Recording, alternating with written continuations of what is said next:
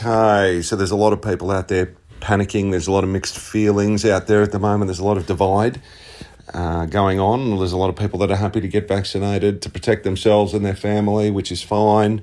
There's a lot of people who don't want to get vaccinated, and obviously there's been a lot of pressure out there in the last few days coming from the media or coming from the Daniel Andrews government, suggesting that vaccinations are to be made mandatory with all authorised workers to be vaccinated by the 15th of October.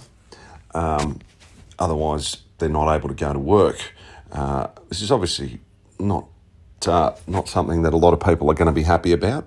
So I just want to clear up a few things and try and set your mind at rest a little bit here, because we do have to operate underneath the law. Even the government does, and you know, they might push a narrative that's slightly different to it, but I'll make it as simple as I can for you. I've got here the Public Health and Wellbeing Act 2008. This is a Victorian Act. It's currently in place.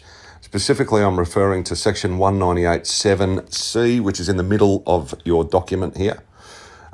And the state of emergency is obviously in place, which does give them extraordinary powers to basically do everything that they have been doing as far as lockdowns, restricted activities, face masks, stay-at-home directions, mandatory testing, all that kind of thing. There's been a lot of things that they've done under that state of emergency, and you can see here that it was originally put in place. The state of emergency was originally declared by Daniel Andrews' government, and particularly the Health Minister, on the 16th of March in 2020, and that was done under the Public Health and Wellbeing Act. It was done lawfully. You can see all those dates there, April through to August 2021, September. It's currently in place until the 21st of October. It needs to be revised every month by the Health Minister and approved by the Health Minister, Martin Foley in this case. And he has continued this state of emergency without any interruption from the 16th of March 2020. A lot of people are worried that he'll be able to continue that indefinitely, which sounds like a scary thing. I can assure you, I'm going to show you something here just through the actual Act itself, Section 198(7)(c) in the middle of the screen right now.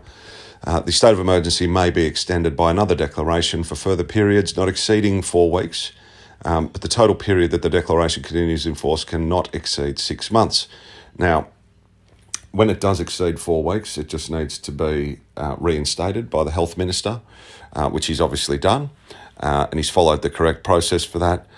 They cannot exceed 6 months. Well, that was amended. There was an amendment to the Public Health and Safety Act, changing that to 12 months. That was done in September last year, and it was then repealed in September this year, so that 12 months is now irrelevant. And then when we continue on, it says, in the case of the emergency declaration in respect to the COVID-19 pandemic, 21 months. So 21 months from March the 16th in 2020 is basically December the 15th or December the 16th in 2021. So this act was written in a way that these state of emergency powers cannot just go on indefinitely.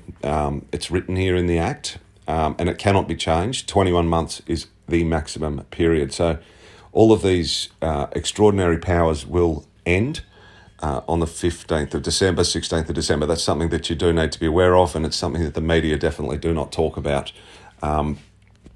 Now, if I move right along here, I also wanted to talk about the mandatory vaccinations.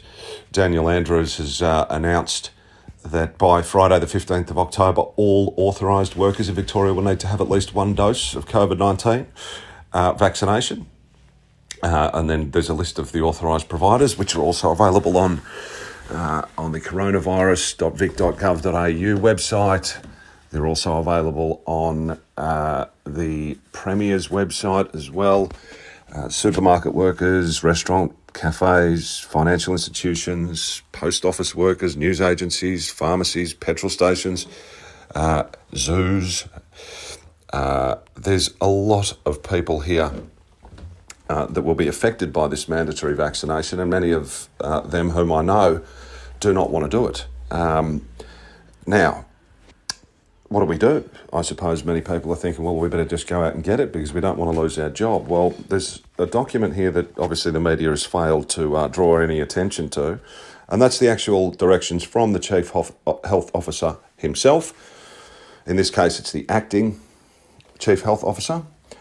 This is a current document through the DHHS website, which is the Department of Health and Human Services. Directions from the acting Chief Health Officer in accordance with the emergency powers arising from the current declared state of emergency. And this particular document references the COVID-19 mandatory vaccination directions. This is document number 5.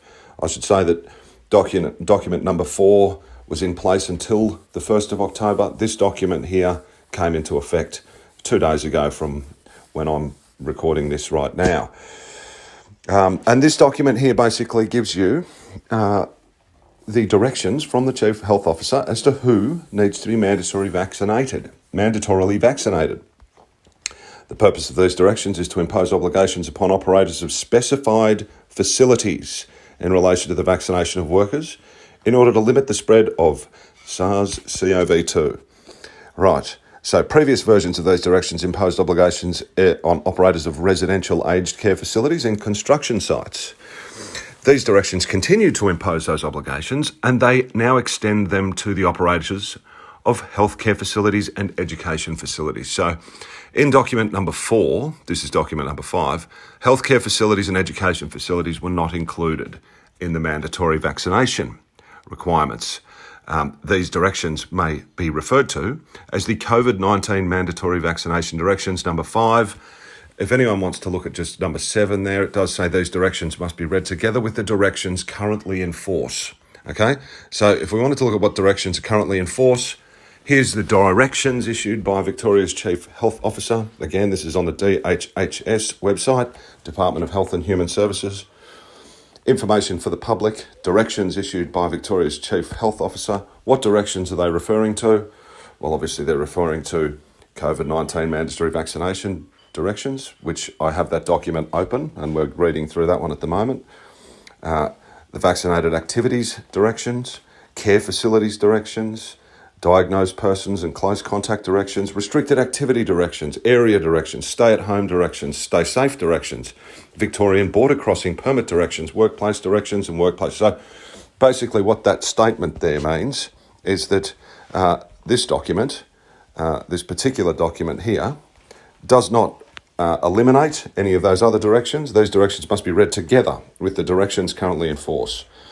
Right, and these directions may be referred to as the COVID-19 mandatory vaccination directions. The commencement is the 1st of October, and the revocation is at 11:59 on the 21st of October, which is currently about 18 days away. The COVID-19 mandatory vaccination directions number 4, which was the previous document, which did not include healthcare or education facilities, that was revoked at 11:59 on the 1st of October. This document here in part 2 gives you the obligations of the operators of the facilities. When we talk about these facilities, residential aged care, construction, healthcare and education. There's nothing in there about whether you're at a petrol station or a bank or a financial institution or a real estate agency or a milk bar or anywhere else. He's not interested in any of that. You do not need to be vaccinated if you are in any other industry other than what's specified in this particular document. So make sure you hear that. I hope you understand that. This document takes precedent. This is a legal document. There are instructions in here for the operators and employees who fall into these specified categories. And I'll go down to the bottom of the document here, and there is a Schedule 1, specified facilities, which outlines very clearly residential aged care, construction site, healthcare facility, education facility. It tells you about the operator, the worker. It tells you the deadline for the first dose. You'll notice that the deadlines are quite different to what Daniel Andrews is saying about October 15. You'll see the second dose deadline, and you'll also see the facility-specific definitions, all outlined in Clause 9, Clause 9.2, Clause 9.3, and Clause 9.4. So if we just go back to double-check that, there's 9, Clause 9.1. Obviously, it does say residential aged care facility workers. 2, construction sites. 3, healthcare facilities. 4, education and care services, childhood care and childcare services. So you can see clearly that the age with their media release, Daniel Andrews' media release, which I've got a copy of here, vaccination required to protect workers in Victoria, basically stating that all authorised workers must be vaccinated by the 15th of October. This is incorrect. It's illegal. It's not necessary. If you're worried about it and if you do not want your vaccine, simply show this video to your employer. You can ask them to seek legal advice if you like, but everything that is being pushed out there at the moment is incorrect. And I think you can see it very clearly with the documentation I've provided. Have a great one.